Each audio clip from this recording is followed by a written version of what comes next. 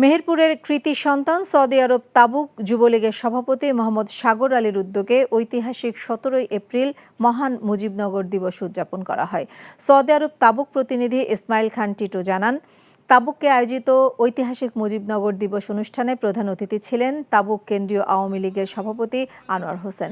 তাবুক যুবলীগের সভাপতি মোহাম্মদ সাগর আলীর সভাপতিত্বে প্রধান আলোচক ছিলেন তাবু বঙ্গবন্ধু পরিষদের সভাপতি কামাল উদ্দিন শিপন।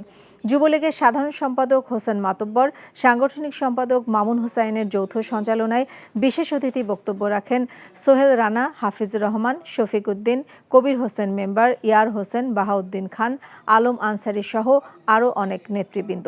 আলোচনা সভায় বক্তারা ঐতিহাসিক মুজিবনগর সরকারের বিভিন্ন ইতিহাস তুলে ধরে বক্তব্য রাখেন।